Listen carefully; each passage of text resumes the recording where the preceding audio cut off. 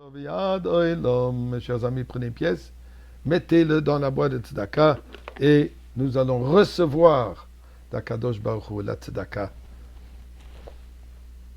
Quel tzedaka? Le Beth Amikdash. C'est pas compliqué. C'est tout ce qu'on demande. Question à vous poser. Combien de noms vous connaissez pour Moshe Rabbeinu, à part le nom Moshe? Nous savons que qui lui a donné le nom Moshe?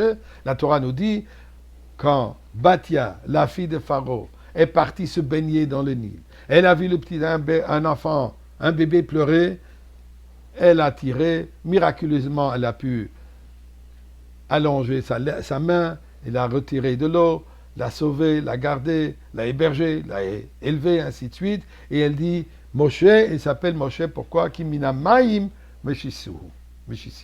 Puisque je l'ai sorti de l'eau. C'est quoi le sens de ce nom?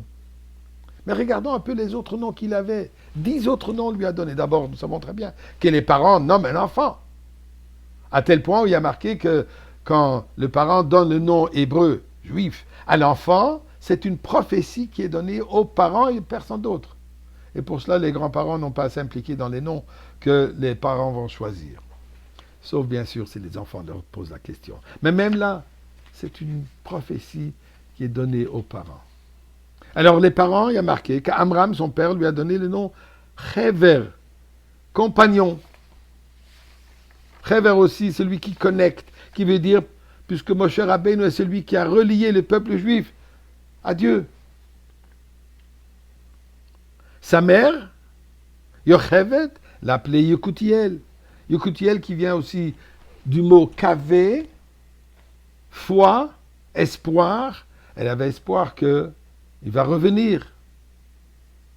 Son grand-père l'a donné 2 noms. Avigdor, maître de la clôture. Ainsi que Avi Socho, père des voyants. Pourquoi? Puisque père des voyants, ça représente le prophète le plus célèbre. Comme il y a marqué, Velokam Navi que Moshe. Il n'y avait pas d'autre prophète au niveau de Moshe Rabbeinu, donc sa clairvoyance, elle était extraordinaire. Et par sa vue, lui savait comment faire les clôtures pour assurer qu'Am Israël se tient à l'intérieur de cette clôture religieuse. Donc pour ça, Avigdor, maître de clôture.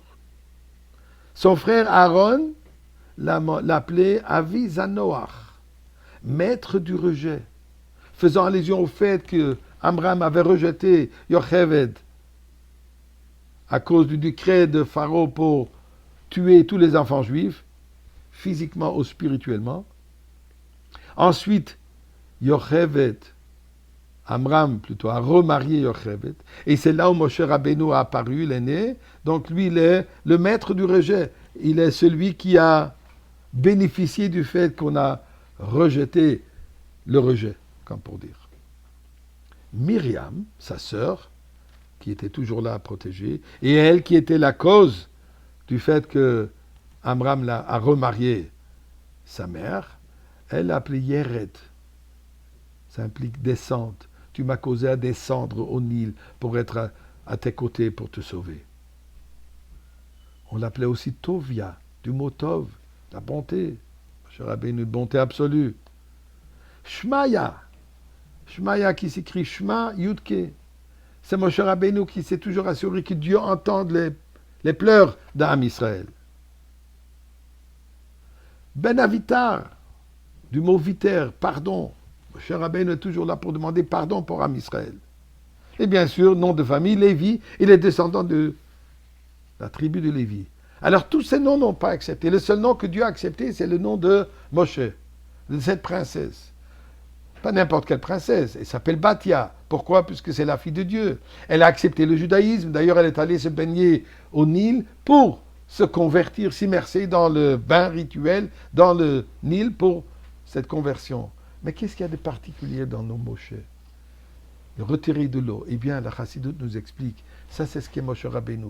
Moshe Rabbeinu est celui qui toute sa mission, c'est de dévoiler ce qui est voilé.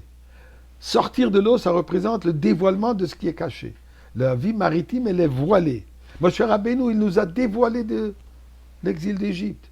Moshe Rabbeinu nous a dévoilé la Torah. Moshe Rabbeinu dévoile notre potentiel dans notre relation avec Akadosh Baruch Hu.